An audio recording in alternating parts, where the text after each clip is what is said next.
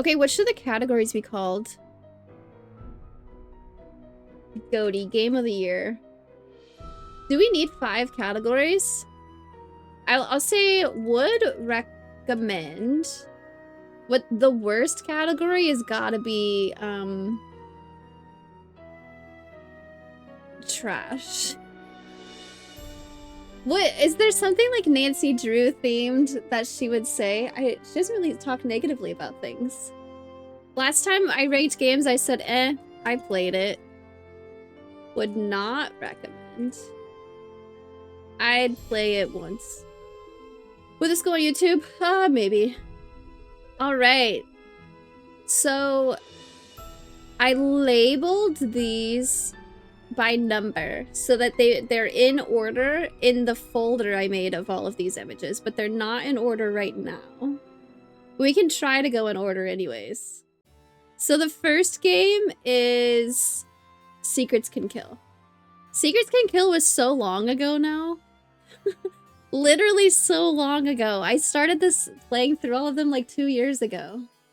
Secrets Can Kill, I think this one gets some bonus points for being the first game ever.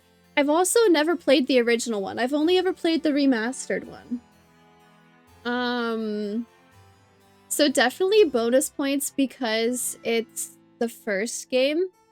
But this one is pretty good. I mean, there's different locations you can go to. You get to go to the diner, you get to go to, it's like your aunt's house. You get to go to the school, and you get to go around the school, the whole school. The library is scary. They make scary sounds happen in the library, which we love. Logically, the story makes sense, and like who you're supposed to talk to next and where you're supposed to go next. The villain reveal is really good. I think Secrets Can Kill is a pretty good one. I'm gonna put it in would recommend, I think. Okay, we're talking about Stay Tuned for Danger next. This one also, it's really early, but it's really good. I think that early games are like some of my favorite ones. Also, let's see, this one, I always think of like, there's a game-breaking bug. It's possible to get soft-locked. If you go into the prop room, and you don't get it's like pliers or something, then you can leave and then not be able to get back in. And later when you're trying to defuse the bomb, you don't have the right tools. So it's possible to get stuck on this one. And so that's what I always think of when I think of this game. But it's still really good. I feel like I need something between would recommend and I'd play it once. Like, if I'm gonna recommend Nancy Drew games to somebody, I don't think of Stay Tuned for Danger, but I would play it more than once. Stay Tuned for Danger, I enjoyed it. Next is number 3, which is Message in a Haunted Mansion. This is one of my favorites because it's the first one I ever played. So it's pretty nostalgic for me. I think people don't typically talk about this one being one of the best, but I did really enjoy it. No, this one's cool. It's got like the puzzle inlays. You've got the themed room where there's puzzles to do in your bedroom. You have, I'm thinking about like bingo stuff. You get the threatening notes, the seance happens, Abby's really cool. That's another thing when I was putting this together last night. I don't remember a lot of the early character names. Abby, though, she's cool. I think I recommend this one. It's also scary. The paintings like talk to you when you walk up the stairs. Treasure in the Royal Tower. Okay, I do have to be honest, I get a bunch of the tower ones mixed up. But Treasure in the Royal Tower, maybe. This one's forgettable. This is the one with all the different pieces you have to put together. What's the one where you get stuck outside? I think this one's gonna have to go on, yeah, I played it once. You meet some good characters, though. You do. I played it once. I'd play it once. The final scene. Okay, this one's really good.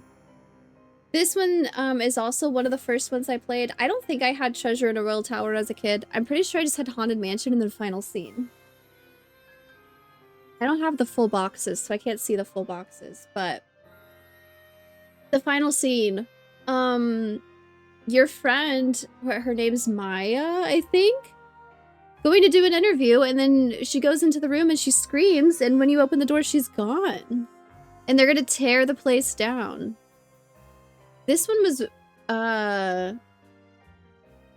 also, like, time progression was important. You had to get everything done for the day, and then Nancy would just, like, be forced to sleep, and you come back the next day.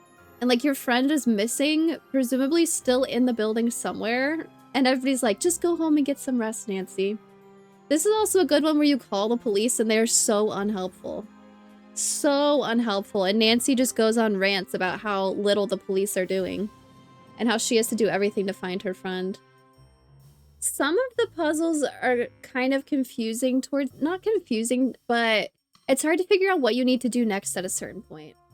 Number 6, are we up to Secret of the Scarlet Hand? Yes. Number 6 is Secret of the Scarlet Hand. I'm probably just gonna immediately throw this one up at would recommend. Except for the puzzle where you have to rearrange the audio tour descriptions. I just Google that every time and look up what it's supposed to be. That puzzle sucks. It's not even a puzzle. So, like, it's not even, like, something difficult to solve. It's literally just, like, a time-consuming thing. It's not difficult. It just takes 20 minutes every time. Because of that one puzzle, I might bring it down to I enjoyed it. Or, like, if I would recommend this, I would say, yeah, this is a good game, but you should just Google how to do that part. We're at Ghost Dogs of Moon Lake already. Okay, this game is terrifying. This is legitimately a horror game. 10 minutes into the game, you get to the part where the dogs are scratching and barking at the door as soon as it gets to be nighttime. Legitimately terrifying. Once you get past that part, the rest of the game is so good. This is where we get, I need some torque. One of the best lines in the whole series of games. I need some torque. You can blow up the boat. I think I would recommend Ghost Dogs of Moon Lake, even if it's scary. You get to take the boat all over to different places around the lake. Talk to so many different people. The characters are really good in this one too. The bird guy, what's his name? Red or something? Would recommend. The Haunted Carousel. Okay, immediately would recommend. This one's awesome. The characters in this one, awesome. Especially the security guard that, he has a really good line about getting stabbed in the back. I don't remember. When you go through his locker and just, like, out him. I'm trying to think of what other metrics I could judge the game based off of. We should do whether or not you can call Ned. Tier lists are all about vibes. That's probably a good point, actually. Danger on Deception Island. This might go Game of the Year. Out of the first 10 games, this one's my favorite. It's awesome. One of the clips from this game is one of my sub alerts. What did you put in this thing? You can give Kate food poisoning. Or sorry, I think her name's Katie, actually. You can give Katie food poisoning. You can make yourself sandwiches. The final spoilers, of course. The final stretch of this game where you're having to, like, sneak around on the enemy ship and, like, hide behind the boxes. It's like a stealth game. So good. Getting the lighthouse. Getting in trouble for going to the lighthouse. Going clamming so you can make clam chowder. Would this game give a child nightmares? Probably a lot of these would, unfortunately. This is 11. Which one's 10? Secret of Shadow Ranch. Oh, another Game of the Year. Secret of Shadow Ranch is amazing. Amazing. Dave is in this game. That's a plus. You get to ride the horses around. You even have to pass the training for the horse. Shorty in the kitchen. Getting a second chance because you pick unripe vegetables. Charlena Purcell is introduced in this game, I believe. She's good. Bess and George are stuck at the airport the whole time. This is the hot cowboy game. Secret of Shadow Ranch is the hot cowboy game. The unripe vegetables puzzle. Oh, Nancy. That part sucks. in a good way, in a good way. It's so difficult. He gets so mad at you. The Curse of Blackmore Manor. This is the one that I confused parts of this with parts of Treasure in the Royal Tower. It's kind of forgettable for me, if I'm being honest, because I confused them. I played it once. Oh, there is a puzzle in this game. To this day, I don't understand how you're supposed to do it. Every time I've played it, I've just looked up the answer. And everybody in chat is also like, I don't understand this. It's when you have to turn the statue parts and you have like the buttons on the statue's fingers and it rotates the other statue. I don't know how you're supposed to figure out what to do on that part. I think it might just be, you know, press them until you get the result you want, instead of like a, oh, press 1, 4, 7, 8, you know? But I've had to look that up every time. I don't get it. Secret of the Old Clock is good. It's the old-timey one. You have the payphone on the porch. You get to call your dad in this one. This one has a lot of driving around town and fetch quests. Lots of fetch quests. So it's kind of like they needed something to fill the time in the game, so they're like, oh, Nancy, go run some errands. Just because of that, I might put it in I'd play it once. The early 1900s, yeah.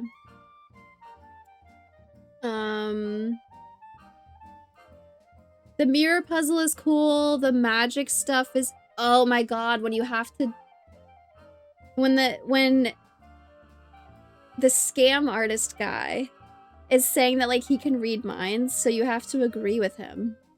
So you have to learn the patterns of what he's saying. My notebook is always filled with notes at that part. That one sucks. Traveling under the houses is cool. The mirror puzzle.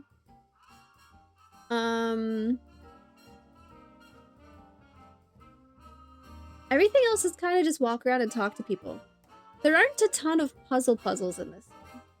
Oh, also you have to listen to the record and get the sound effects in order. That's kind of annoying.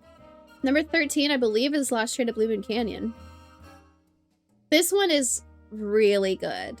You get to play as the Hardy Boys for a bit of it. This might go to Game of the Year.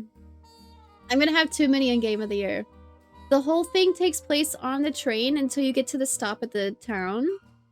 Also, all the dolls, there's actual puzzles on the train. It's not just walk around and talk to people. There's actual puzzles, and they're really good. Tino Balducci is in the game. That's when he gets introduced. He sucks, but in a good way. The game needs unlikable people. Danger by Design. Okay. Danger by Design, Nancy goes undercover to work at a fashion design place in Paris. This is the one where you have to go to the shops, the little market stands, and you have to barter. You have to earn money by making counterfeit paintings. You get to go down in the catacombs. You can get in trouble. You can get caught by the police for going down to the catacombs. And this one has an actual boss fight. You have to physically fight the lady at the end of the game. How do I feel about this one? The karate boss fight one. Yes, this is the karate boss fight one. I probably would put this in would recommend. Would recommend. It's very grindy at times. The counterfeit paintings aren't difficult. It's just like color by number. But you have to do a lot of them in order to make enough money. I'll put that one in would recommend. No, I enjoyed it. I probably wouldn't recommend it, but I enjoyed it. Which one's 15? That's Creature at Kapoo Cave. This one's so good with Big Island Mike. Big Island Mike, you get to play as the Hardy Boys. You get to switch back and forth often between Nancy and the Hardy Boys. There's a couple fetch quests, but they don't feel bad. They're good fetch quests.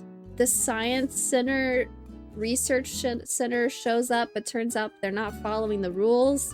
and the stuff that they're doing to the plants is affecting the wildlife and the ecosystem of the island.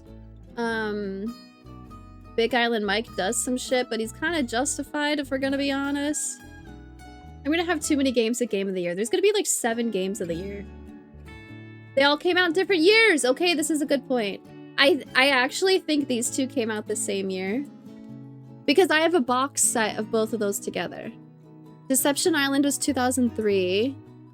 Secret of Shadow Ranch release. Ooh, 2004. They are different years. Okay, awesome. I have a box set with Danger and Deception Island and Secret of Shadow Ranch together. Oh, no, I was wrong. It's Secret of Shadow Ranch and Blackmore Manor. Maybe those two came out together. This is the one that had Danger and Deception Island inside the box when I opened it. Okay, those two came out within a month of each other, but it's okay. Only one of them I put at Game of the Year. White Wolf of Icicle Creek. This one's an easy Game of the Year. This is like my second favorite game out of all of them. This one is amazing. You're in the cabin. It's like a hotel, and you're hired to be undercover to figure out what's going on here. There's food prep. There's all the different guests you get to interact with. The puzzles make sense and they're good. You get to travel outside, and there's the temperature that matters. You can't be outside for too long or you'll die. So if you get too cold, you got to come back inside. This one's awesome. This one's one of my favorites. This one I would recommend over and over and over again. I think everybody should play this game once. If you want to experience good Nancy Drew games, play White Wolf of Icicle Creek. Next is Legend of the Crystal Skull. Fuck, this one's also amazing. This one's also so good. You get to play as Bess. You get to play as Bess for a little bit. But for a little bit. You get to switch and play as Bess. But Legend of the Crystal Skull is really, really, really good. The puzzles make sense. And they're good puzzles. They're like logic puzzles. This one also might be a Game of the Year one. It's also spooky. It's also spooky. Nancy gets knocked out. As soon as she walks in the house at the beginning, she gets knocked out. This image is a little different.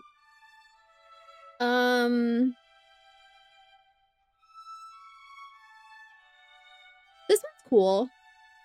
This one's cool. This one is probably gonna be an I enjoyed it.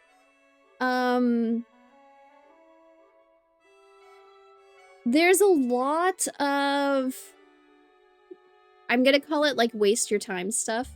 Stuff that doesn't really progress the story, but like they needed more content in the game, so they make Nancy run some errands and stuff like that. This is the game with Scopa. Oh shit, this one might be higher just because of Scopa. I think we sat there extra time, like more than we needed, playing Scopa.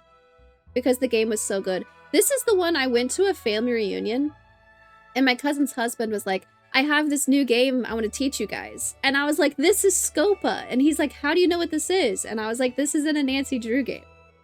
The tile puzzles are kind of annoying, but I don't want to move it down just because of one annoying puzzle. It's got some grindy stuff, but it's got Scopa. And it's got Nancy dancing in a catsuit on stage, which is crazy to put in a kid's game, but they did it. Next we have The Haunting of Castle Malloy. I think this one was a lot of people in chat's favorite. This is the one where it's not actually a ghost, it's an old woman that's been missing for years. Not missing, just like nobody knew she was alive, I guess. Flying around with a jetpack around the castle.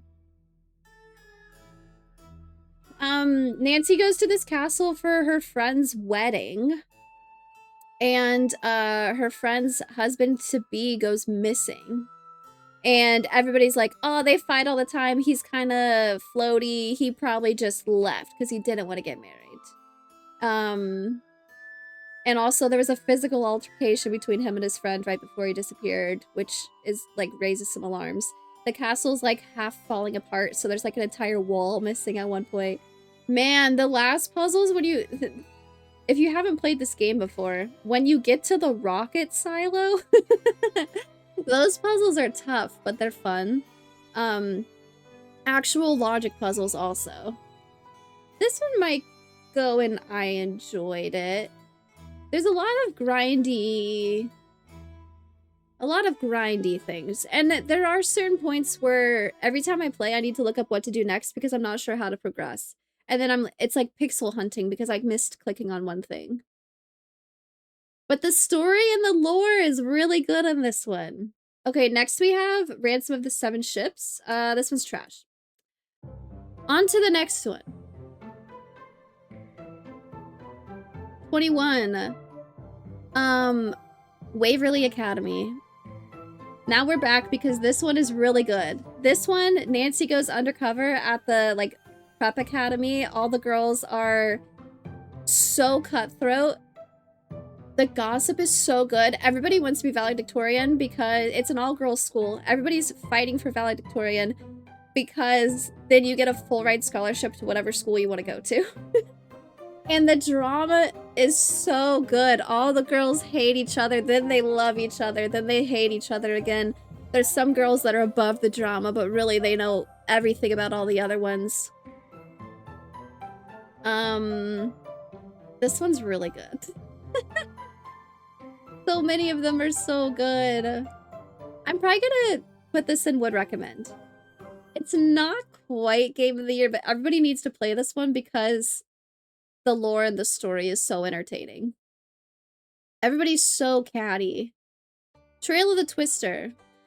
This is the one where I have some clips where the camera breaks while we're watching a tornado and I need to fix the camera battery or whatever it is. And they're yelling, Nancy, hurry up! The tornado's leaving! As I'm doing this number puzzle to fix their camera in the field. This one might be I enjoyed it. Some of the story progression is kind of difficult. Figuring out what... it seems like every single time I play this, I get to a point where there's nothing else to do and I want to like go to sleep to progress to the next day, but Nancy says I'm not tired yet, but talking to everybody, nothing progresses. And I end up like searching what to do and then pixel hunting to figure out what to do next. Another scary one. Scary. Like actual jump scares. This game's terrifying. Scared me so much every time I played it, even when I know the jump scares are coming now, because I've played it so many times, I know at what points it's gonna happen. Still scary. Nancy's kind of annoying in this one. The whole premise of this game is that the girl running the ryokan now, her mom died when she was little. So she runs this place, it's herself and her grandma. And Nancy keeps asking them about her mom. We find an article that's written in Japanese, so we don't know what it says. And Nancy, but we know it's about their mom. And Nancy takes this article to her and asks her to translate it for us. Like, horrible, horrible, horrible, horrible, insensitive. Nancy sucks. I probably would still put this in would recommend, though.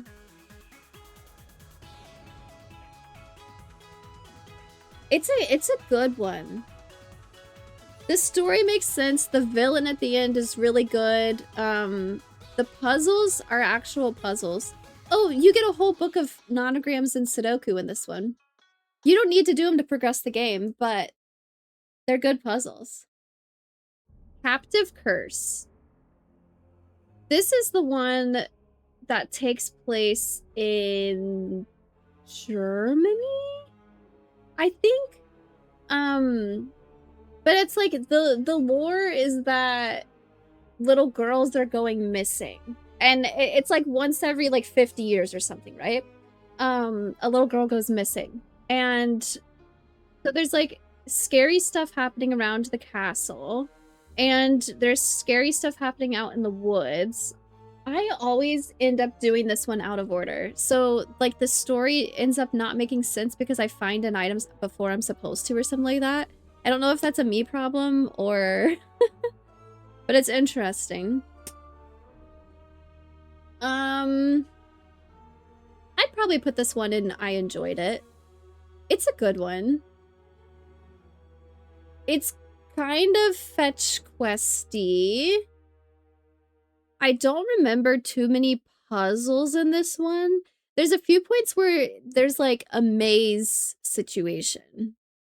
Where like you need to get through the maze in order to, or like you need to go out to the woods, which is basically a maze, and find stuff on the ground. I think I enjoyed it. Alibi and Ashes. This one's neat. This is back in Nancy Drew's hometown. And so you get to interact with Bess and George. You get to play as Nancy, Bess, George, and Ned. You get to switch between all of them. And it's interesting because you get to see Bess and George, but you don't get to see Ned. But you get to play as Ned. You meet Deirdre, who is awesome. But you're back in Nancy Drew's hometown, and there's like a scavenger hunt, like a what do they call it? Like a sleuth competition, basically, that's happening. And so Nancy and her friends are on the same team, and a clue leads her to town hall. And then all of a sudden it catches on fire, and she has to escape the burning building. And then because she's the only person there at the scene when the building is burning, Nancy gets blamed for it, and Nancy gets arrested. So Nancy's in jail, and but the police captain is like friendly with Nancy and knows that she probably didn't do it, but that because of the way things go, she needs to stay there. So she gets free roam of the police. She's not locked in the jail cell. She gets free roam of the police station, but she's not allowed to leave the police station. So you have to call Bess or George or Ned and get them to interact with different people around town, talk to different people around town. And whenever they find clues, they can slip them. The police station has an evidence drop box, like a library return book slot, and for you to drop evidence into. So you can put stuff in there, and then Nancy can get it and like work on the case from inside the police station. But this one's really good because Bess, George, and Ned, everybody interacts with everybody in town differently. So like if you need some information from Deirdre, you want to play as Ned because Deirdre is obsessed with Ned and flirts with him and tells him anything. But if you want to get some information out of the lady at the ice cream shop, you probably want to play as Bess because they get along well. This one's pretty good. How many games is Ned even in? I think this is the only one that he's actually in. As far as calling him on the phone, most of them, you don't ever see Ned. In any of the games so far, you never see Ned. You only just, like, see his contact picture on the phone. But this is the only one where you can play as him. There might be more games where you can call the Hardy Boys than Ned. Gotta play them all again and then keep track of who you can call on the phone. This one, I would say, would recommend. This one's awesome. This is a good 25th anniversary one. Tomb of the Lost Queen. This one has tough puzzles. They're actually puzzles that are they're actually good. The very last puzzle you do when you're escaping, that's another one where I always have to look it up every time, and people in chat are even like, yeah, I don't understand why this works. It's just a guess and check thing. There's like a poem or something you're supposed to follow along with, but it doesn't really make sense. The rest of this game, though, Sunny June is referenced in this game, which is always awesome. This is the Egypt one, yeah. This one's really good, really fun. I do always get stuck in this one, and I have to look something up, but it's not terrible. It's not like devastating. It's not like I needed to pixel hunt to get out of the situation, right? It was just that I didn't solve a puzzle yet or something like that. This one might go, I enjoyed it. This one's pretty good. That one's pretty good. The Deadly Device. The Deadly Device. This one is terrible with pixel hunting. So bad.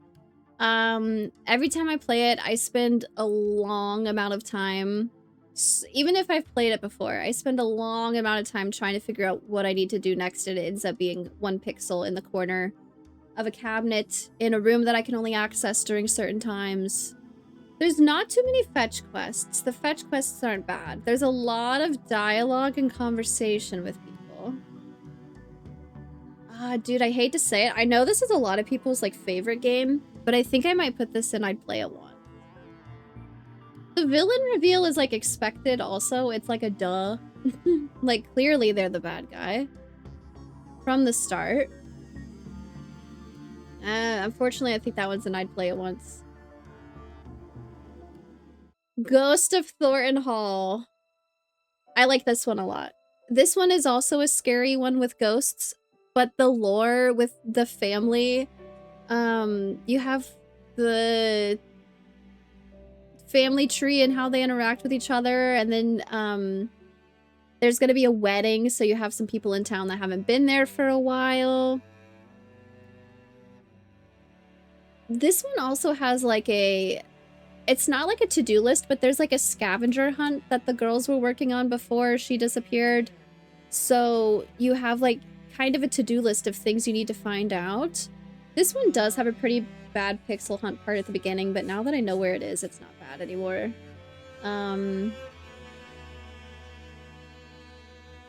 This one's good. And there's not even like one big main villain. Like it's not bad. It's not like there's a bad person, you know? That doesn't really make sense, but I'd probably put this one in I enjoyed it. Yeah, I don't know. I'll put it in I enjoy it. It's definitely better than I'd play it once. It's kind of unlike all the other Nancy Drew games. I guess that's my issue with rating it. There's not like one bad guy that you're going after. It's like it's more investigating. There you go. It's like more investigating and figuring out what's actually happening. The other ones kind of like have a logical playthrough, and this one not so much. Ooh, the Silent Spy. This is the one that starts off with Nancy gets a cryptic phone call saying that her mom is still alive, basically. So you travel, I believe it's in Scotland, right? Where you go? And you figure out a lot about your mom's past. How she used to be an undercover spy. She was like a newspaper.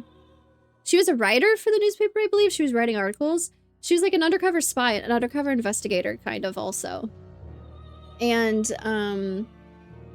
so you meet like your mom's old friend that she used to work with, like her partner, and then you find out a lot about like your dad knew all of this but never wanted you to know because he didn't want you to follow in her footsteps, even though you are.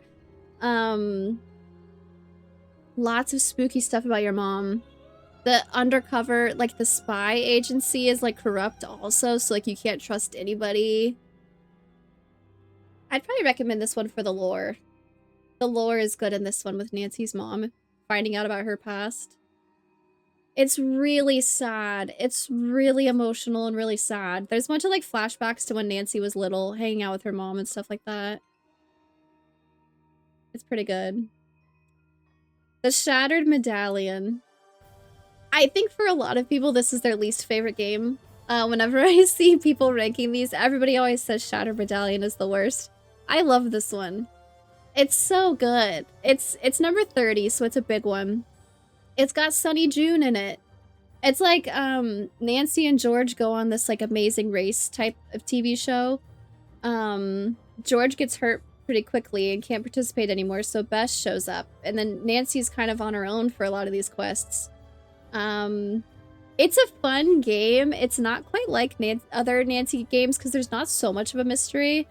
It's a lot of like completing tasks to get points, you know, but I love this one. Sunny June is really good in this. He's a really good character. If you don't know, Sunny June is referenced in a lot of the games. If there's ever a game where like you're hired to do a job and there's like notes from the previous employee, they're from Sunny June. And it probably talks about aliens, saying that aliens are real and that aliens are causing chaos at the job and stuff like that. But Sunny June's name comes up a lot. And then finally in this game, you actually meet Sunny June. And turns out he set this up just so that Nancy Drew would be here, along with some other people. He basically recruited them, and it wasn't like they won a contest. It was actually like he recruited them to be here in order to solve this mystery for him. More like George seemingly dies horribly, but is somehow fine. Yeah, she's walking across a rope bridge and then it just collapses. And she screams and she's gone. But then, like, the screen fades to black and then later she's fine. And all she did, she broke her leg and she got a concussion and she's sleeping a lot. Which isn't good if you have a concussion, but... seemingly fine. Dude, I might put this one on would recommend. I love this one. Not game of the year, but this one's pretty good. I haven't had a game of the year in a while. It's not Shattered Medallion. Labyrinth of Lies. Non-fatal, fatal error. Right, exactly. Labyrinth of Lies is, I played this one very recently. It's, there's a museum about ancient Greece. And there's also, like, right next door, there's a theater where they're putting on a play. Every character in the game is a bad guy. Nobody's good. Everybody's evil. Everybody's a villain. There's some ulterior motives that everybody has. A lot of the game takes place underneath the stage. It's like all the sets are set up underground, and like the entire thing would apparently move up above ground. It's a very confusing setup, but this is pretty good. It talks about like ancient Greece, which is interesting, and there's a lot of stuff about Persephone and Hades, and who are the other two characters that are in that one? I think one guy is Hermes. The one guy plays several different parts, I think.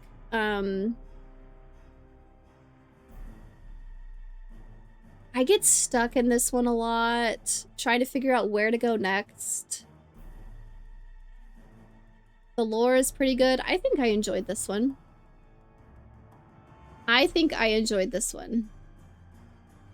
It's not my favorite. The story's good. Everybody's bad. The villain is clear from the beginning. Like everybody makes it very obvious, like, this is a bad guy. Do not talk to him. Avoid him. And you're still... so that's interesting. There's not like a villain reveal. It's like, yeah, this guy is bad. And you need to figure out what's going on anyways while avoiding him. I think there's supposed to be more interactions with him than I had. But his storyline I got stuck on and couldn't progress for a long time, so I was working on other stuff.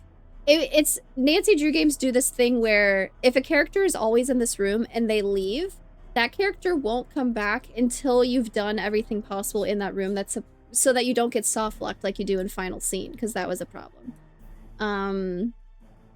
Or sorry, not Final Scene, in Stay Tuned for Danger. That's the one where you can get soft locked really bad. So now all the games are like, that character won't come back until you've done everything you can in that room. And I kept missing something apparently, and he was gone for most of the game. So I think I missed a lot of dialogue and interactions with him, which is fine because he's scary as heck. Sea of Darkness, this one is going straight to Game of the Year. This is my favorite by far. Of all the Nancy Drew games, it is so good. They peaked with this one. This is unfortunately the last game in the classic animation before we get to the newer games. Sea of Darkness is my favorite. It's the best. It's the last of the classic games. It's still the point and click style, which I love. The story is so good, except for the Nancy lore with her forgetting about her anniversary with Ned. That sucks. But everything else with the game is awesome. The puzzles make sense. They're logical. The characters are so good. The interactions are good. I said the puzzles make sense. They're logical. Yeah, the Iceland one. It's so good. God, it's just like also sad because after this one was when they started the new style of games, which are just really, they're just... I think these last two together, they're both just going and would not recommend. I'll do them both at the same time. They're not the classic Nancy Drew games, which is sad. But also just in general, they're not great. Especially Mystery of the Seven Keys. This is the one that I just played last week. It kept coming up during the game that, like, the controls were weird. It felt like it was meant to be a touchscreen mobile game. like having to scroll through the menus. I couldn't click the arrow to scroll over. I had to hold down on an item and slide it with my mouse like you would on a touch screen. Controls like that. It's just really sad and really disappointing. I know the animations, I know everything needed to be outsourced to a different company, and that's why everything's different, but I miss the old style. I think maybe if these weren't marketed as Nancy Drew games, they might be better. If they were just like touchscreen mobile, like those open the box games, like open the locked box games, that kind of thing. But since they're marketed as Nancy Drew games, I want to judge them against the classic Nancy Drew games in the series, and they're just not that great. They're just not that great, unfortunately. But if we think about the series ending with Sea of Darkness, peak. That's the best Nancy Drew game of all time. That's my favorite one. Wait, I said I was gonna have 7 games of the year, and I have 7.